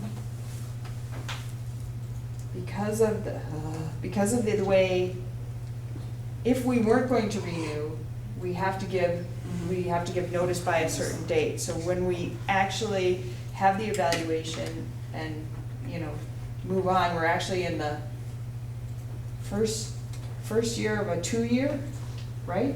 Is that, so it's actually, the evaluation starts the first year of a 2-year renewal, right? And then when we get to this, it's confusing. Because this is the third year. No, because every year you evaluate, it becomes the first year of a 2-year. Oh, okay. So basically, you're always I'm always in year 1 of a 2-year contract unless I'm notified next year you're in year 2 You of need a your year. 2-year Gotcha. contract. That's a sign to me. Guess what? Let's do it. Either there's some work to do or start looking. I see. But that kind of gets confusing when you're in the process, even after all this time. I still get like, wait, is this, making sense of it is tricky. It's like So Groundhog Day. that the last board action, not the review of the action, but the last board action in that regard, that's available in a report somewhere? there's a public There's a comment, public the actual. statement, basically. Yeah, there's a public statement that was made in public session, so you'd have to go back through the past minutes of the executive committee. I see. Because policy outlined that the executive committee evaluated the superintendent. So you So could you may look have to back. hunt that down. Yeah. I'll be back. going to the superintendent's office to do some research. You may be able to find it Or maybe I need to go on, somewhere else. on But the- I do, I probably will need help to find it, I'm thinking. I think I worked on it, so I might be able to find It it. would be in the Yeah. November-ish minutes from the November to executive committee January last year. sometime, Okay. yep.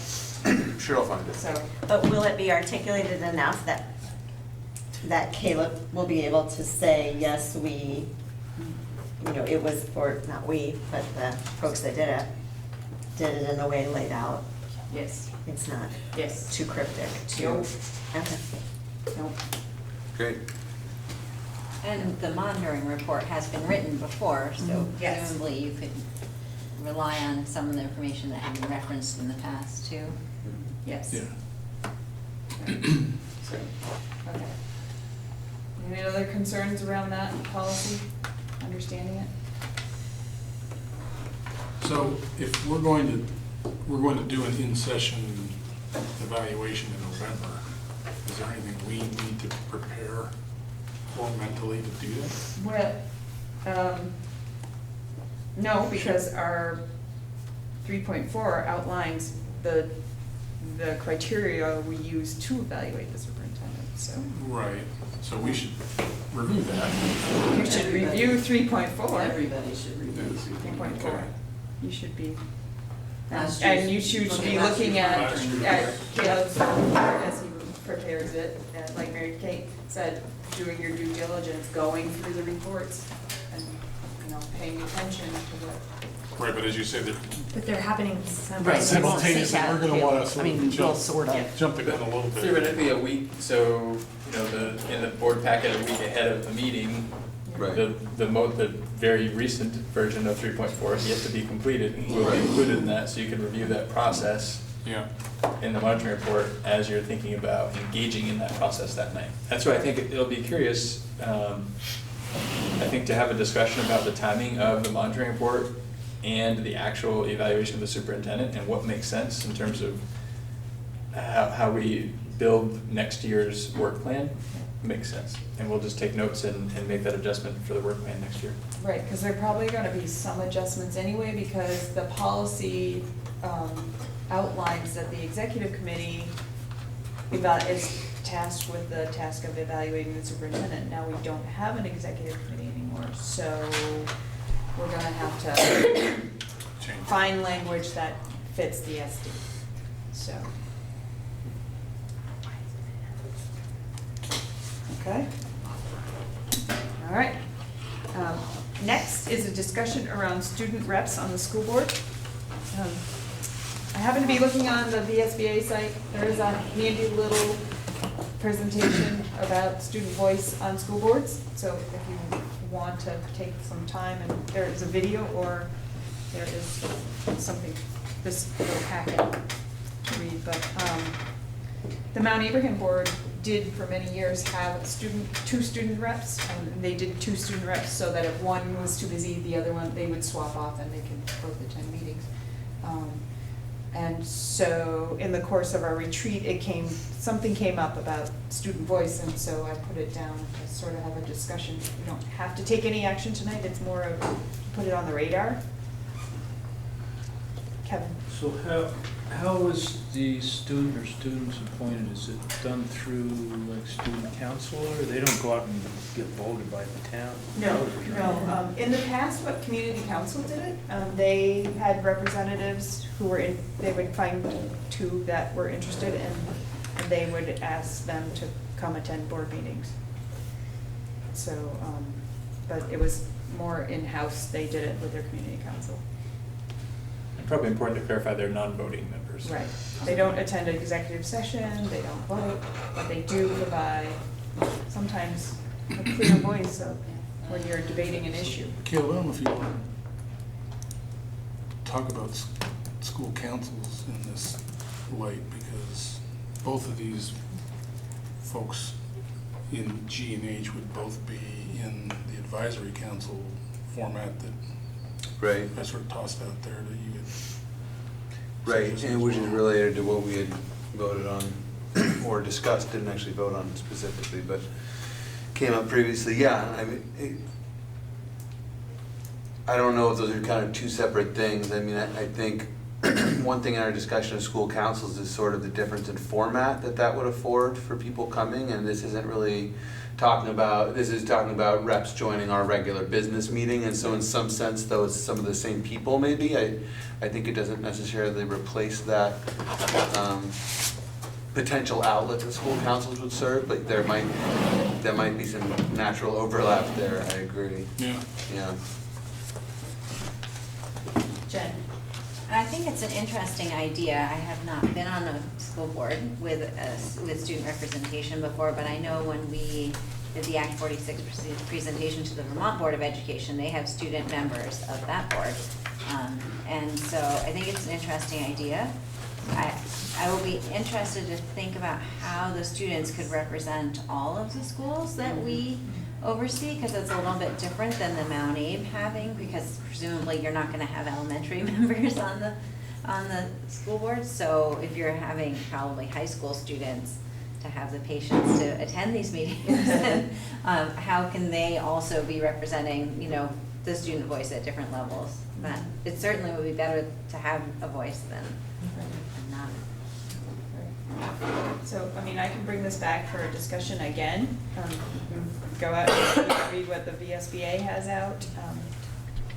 John, is it possible, like, when you put this item on the agenda, if you can link to, like, that report, just to give us? Yeah, this one I just found. Oh, okay. I I didn't know just that. found this morning, Okay. and I thought I'd, Caleb.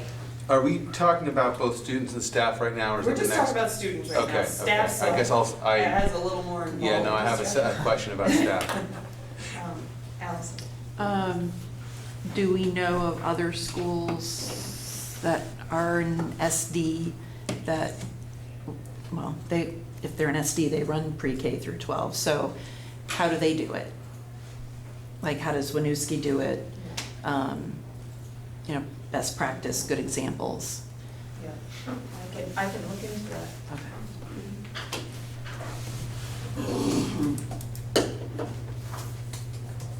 Burlington and Milton are their own districts for just one towns. I know UD3, when it was UD3 in Middlebury, it was the middle school and high school had student reps. I don't know if they've continued that as they're now ACSD, but it could be another connection point. So, yeah, just go to the VSBA and look at this guide to student voice. I can never find anything on their website, but I'll take your word for it, that's there. All right. So we'll move along now to the other part of the discussion, staff reps on the board. Sorry, I'm sorry, Don, so did you say we were going to put this on a future agenda Yes. for Yeah. an Just, action, if we're going to take an action? Yeah, we could, I guess we can put it on next time as a discussion / possible Or action. put it as an action, and the action can be to take no action. Okay. Yep. And these would be non-voting members? Right, they don't attend the executive session and they don't vote, but they do, you know, when the Mount Abraham board did have reps, they did bring something different to the table. And in another aspect, I was on the principal hiring committee, and there were student reps on that, and it was amazing, just to hear some of their comments as they went through this hiring process.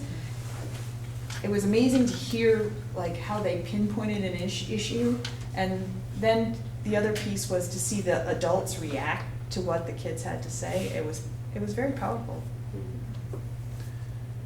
And I guess another major difference from just if people took it upon themselves, students took it upon themselves to attend as visitors to all our meetings, the big difference here is that they can comment just as any member of the group throughout the whole discussion. It's not as though they're limited to visitors' business, so that's Right. a fairly big distinction Yeah, there. they sit at the table with us and they do they understand our work as we go through it. Now, is Allison. it, oh, sorry, go ahead. Allison. Do we know if the community council still exists? Because there was, as we were getting toward the Act 46 conversation, we were having difficulty getting student reps. And I thought Shauna might have said they were having difficulty with the community council. It's been a while since I've been on it. Right. but I'm not sure. But it seemed like that was becoming more complicated, difficult to put together, so. It may be a different outreach than that's the case. Sarah? So you were saying that in the past, there's been 2 reps and then they're elected somehow, we're not quite sure how that would happen. And then how long is there a term of sorts? Right, just, it was a year. So Okay. they Right. probably came on in the fall, after the retreat, at the Yeah. first meeting, they came on and as, they took turns or they got busy. Towards the end, we didn't see how, as it got closer to the springtime, we saw less of them because they were so busy, so. Worth noting in terms of student interest, we did have a 9th grader who ran for governor. Might be interested in this kind of work.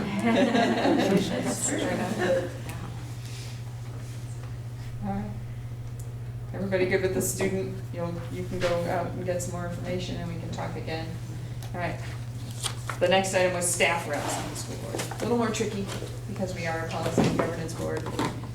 So a little more tricky to have staff on the board. The same sort of guidelines would be, I would assume, around the staff member, non-voting, no executive session, attendance kind of thing. But a little more tricky because it would really involve us adhering to our policies. So. And I suppose one thing I would add to the discussion about the staff reps was, in reflecting on a survey that the steering committee for the strategic plan put out, something that surfaced in the processing of that survey at our opening day was the idea that there's a distance between various constituent groups, say staff and administration, staff and the board, and it became clear in the processing that those who work together trust each other the most. And thinking about ways in which we can create opportunities for various sort of constituent groups to work more closely together. So this has some potential to offer that, which could be useful, but it's not without complications that would have to be thought of, and considered as we try to do that. Krista? You might have said this, I stepped outside for a minute, but both of these items being on the agenda now, any particular reason or? It just spun off of the retreat Okay. discussion, some discussion or some part of the retreat. board Okay, retreat. and then to Patrick's point, I agree that there seems like a disconnect that we haven't figured out how to bridge between the staff and the board, and some opportunity where we could have more dialogue, I think would be really helpful. And might be worth the potential challenges that we have to work through. And there were a lot of challenges around negotiating together, but we worked through those, and I think that built a lot of trust, so. So on the advisory council front, both in the current noodling of Caleb's last proposal, both those groups would be represented. And when I was noodling through the organizational diagram of how that would work, it did strike me that what really is missing for the most part is a feedback loop in some of these discussions, like you're saying. We all know we're governing down, we're getting feedback up from in your direction, but there's no sort of back channel feedback loop. And whether it's an advisory council or whether it's reps on the board, that seems to be a missing link in the diagram right now. Erin? And just to throw out there, some comments that I had heard before are that every school board member should spend time in a classroom. Every school board member should take some time to volunteer. Because I think some people feel like if they have never seen you at the schools, which I've seen a lot of your faces at the school, so don't get me wrong, I'm not pointing out anybody, but that you, how can you make decisions about their school if you don't really, if you've never sat in a classroom with 25 kids or sat in a first grade classroom without another person to help that person, you know what I mean? So I think that, you know, maybe it's not as, maybe this isn't necessarily the right solution, but maybe we can come up with some ways to make ourselves, you know, present and, you know, let them get to know us in whatever way we can, you know. And somebody even commented to me, you know, they should do different classroom, different ages too, you know what I mean? And I've heard that. And I've spent time in the classroom, so I know how eye-opening that can be. Just throwing that out there. Kevin? Just a question of clarification, maybe I'm asking the obvious, but staff would be professional and hourly, or? I think that we could, you know, figure out if we wanted staff, what the representation would be. Sarah? And same thing to your point earlier about like best practices if other school districts are employing this model. I mean, I agree with what Krista was saying, for it to act as a bridge and just a way to reach out to the staff to say, you know, we want you to actually sit at the table and be part of the conversation is incredibly valuable. And I'm just curious what the process would look like of appointing those people. Yeah, that's more information that we can make out, try and get. I think if it started by requesting volunteers, that would whittle down the interest quickly. Jen? Yeah, I guess I want to echo the best practice. I think what I'm wondering is I'm picturing kind of the dilemma of, you know, when I sit at the board table as a board member, I can say whatever I think as one member of this board, but then when I leave this table and I go talk about what the board has done, I represent what the board has decided. And I think, you know, with students, they aren't necessarily an organized group, so there's not maybe that sense of, are you speaking for all the students in the building when you say this? But I wonder if that might be a challenge with having a staff representation of kind of wondering, well, are you speaking for the staff? Or are you just speaking as one person? And so I don't know which way, I don't know that which one's right, but I think it could be an interesting challenge for that person, and then also for us to understand, you know, how to take the feedback that they share, because it's very different to have a one person's perspective as opposed to the collective.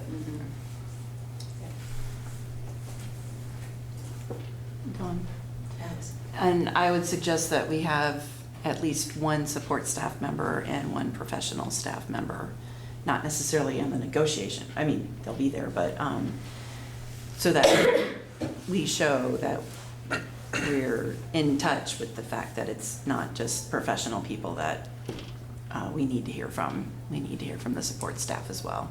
So kind of branching off of Kevin's statement. Okay, so this will come back again. We'll try and gather some more information, but it's just a way to plant the seed. So similar to the student Right. middle, okay. Yep, and like Patrick said, the action could be no action, but we'll discuss it again. Okay, so we're down to the executive session. I'm just gonna check for public comment first, and if there's no public comment, then I'm gonna go through the process of explaining to you all about the executive session. And then we'll move in and let, the only action when we come out will be our meeting evaluation, our survey, and then to adjourn. So there won't be any action after we come out of executive session. So if you want to go home. So I can go. You can go. Is there any public comment at this time? All right. Okay. So, as I said, we're in need of an executive session. The particular topic that we're gonna discuss tonight falls under Title I VSA 313. Oh, what's my note? A. A. I lost my note. I thought it was D. Oh, here it is. 313A, 1D, specifically grievances. And because grievances does not fall under one of those protected categories, we have to determine that discussing it in public session would put the district at a substantial disadvantage. So being that the topic is grievances, any knowledge about sort of the work in progress around a grievance could, and discussion in public session would put the people that, that are grieving and us as a board, because we're the final word on a grievance issue. We are the board that sort of makes the final decision, so that would put us at a disadvantage to discuss it in public session. So that determines our disadvantage right there. So in order to go into executive session, we need to cite our title and that it's going to put the district at a substantial disadvantage. We'll invite Patrick to come in with us. And Susan and Katrina. Nice try, you don't get to run out the door. So, is there a motion to go into executive session under Title I, VSA 313A, 1D, grievances? Discussion of this topic in public session would put the district at a substantial disadvantage. And we'll invite Patrick, Katrina, and Susan to go in. Jen? I would make that motion. All right. Is there a second? I'll second. Andrew? All right, and that puts us in at 8:04. All those in favor of going into executive session, please say aye. Aye. Any opposed? Any abstentions?